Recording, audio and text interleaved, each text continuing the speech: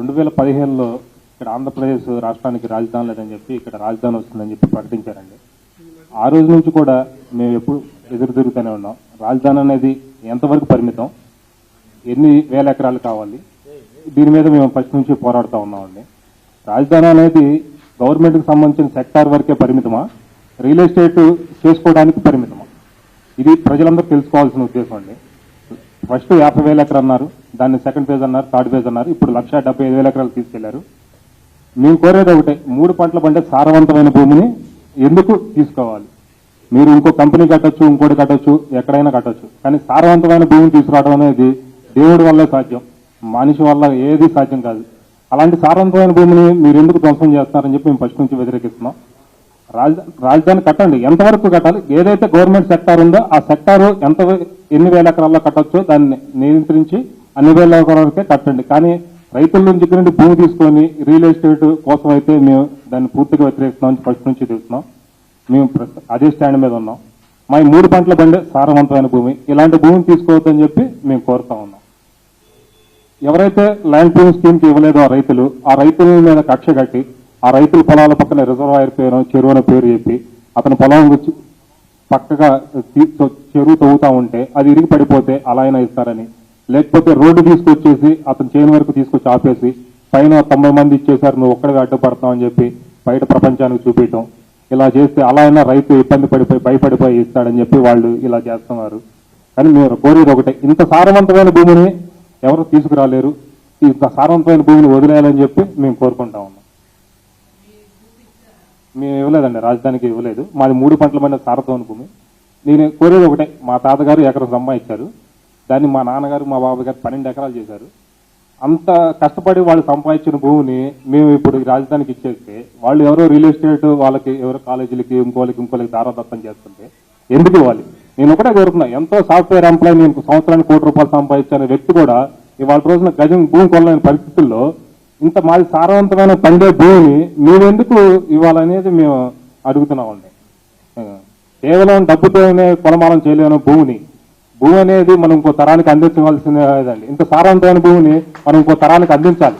కాదు ఇవాళ 5 కోట్లు వస్తున్నాయి, 6 కోట్లు వస్తున్నాయి, అమ్మేసుకోండి, తీసేసుకోండి అంటే నేను తీసేసుకుంటాను, నేను బాగానే ఉంటాను. కానీ నా తరం దాన్ని తినడానికి తిండి కూడా దొరకని పరిస్థితి. ఇప్పుడు ఏదైనా బిల్డింగ్లు కట్టొచ్చు అంటే ఎక్కడైనా కట్టొచ్చు, థైలాండ్ చాలా ఉంది రాష్ట్రంలో, ఎక్కడైనా కట్టొచ్చు. కానీ అసలు ఆ రాజధాని అనే అంశం ఎంతవరకు అనేది వాళ్ళు పరిమితి చెప్పట్లా. ఎంతవరకు అసలు ఎన్ని బిల్డింగ్లు వస్తాయి, ఎంత వస్తాయి, ఏం కడుతున్నాం అని చెప్పట్లా. కేవలం ఎవరెవరికో కార్పొరేట్ సంస్థలకి వాళ్ళందరికీ దోచిపడతాం, రియల్ ఎస్టేట్ చేసి దందా చేయడం కోసమే జరుగుతుంది. కానీ ఈ రాజధాని కట్టే ఉద్దేశం అయితే వాళ్ళకైతే ఏం లేదు. అది పెన్మాకండి. ఏం చెప్పాలో ఏంటో కూడా అర్థం కావట్లేదు సార్. నా పేరు చిన్న నాగేశ్వరరావు, చిన్న అని పిలుస్తారండి. సుమారుగా 3 నెలల నుంచి ఎక్విజేషన్ నోటిఫికేషన్లో ఉంది సార్ ఇక్కడ ఏరియా. ఈ 2-3 నెలల నుంచి కూడా సరిగా నిద్ర లేదు, తిండి కూడా లేదు సార్. అది ఎందుకంటే ఏం చేయాలి, ఎటు వెళ్ళాలో కూడా విషయం కూడా అర్థం కాని పరిస్థితిలో ఉన్నామండి ఇప్పుడు ఉన్న సిచ్యువేషన్లో. ఏ విధమైన రైతుని ఏదో విధంగా బెదిరించో లేదంటే ఏదో ఒక విధంగా చూపించి పూలింగ్లో తీసుకుందామన్న ఇదిలో గవర్నమెంట్ ఉంది సార్ ఆల్రెడీ. ఇంకా విషయం కనుక వస్తే ఇది వచ్చేటప్పటికి శ్రీకాంత్ చెప్పినట్టుగా 3 పంటలు పండే భూమి సార్ ఇది. దీని అనుబంధం వదులుకోలేక దగ్గర 12 సంవత్సరాల నుంచి 10-12 సంవత్సరాల నుంచి మేము పోరాడుతూనే ఉన్నాము భూమి కావాలని. పోయినసారి పోరాటంలో స్టే వచ్చింది, కొంత ప్రశాంతంగా ఉన్నాం. తర్వాత ఒక 5 సంవత్సరాలు వ్యవసాయం చేసాము, బాగానే ఉంది. మళ్ళీ వచ్చేటప్పటికి రాజధాని అని చెప్పేసి ఈ రాజధానిలో రైతు పేరు మీద భూమి ఉండే విధంగా అయితే లేదు సార్.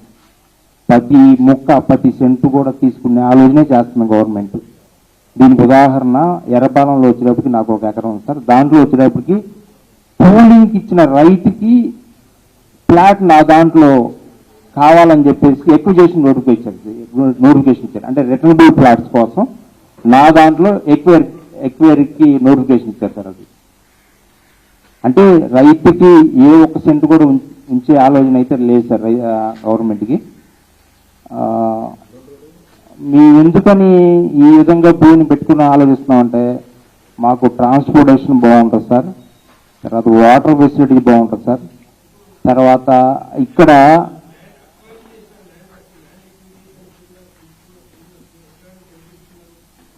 ప్రస్తుతానికి అవార్డు రేంజ్లోకి వచ్చింది సార్. ప్రస్తుతానికి డిప్యూటీ కలెక్టర్ గారు చెప్పడం ఏంటంటే మీకు వచ్చేటప్పుడు 1 కోటి రూపాయలు 1,20,00,000 మించి రాదు ఒక ఎకరానికి.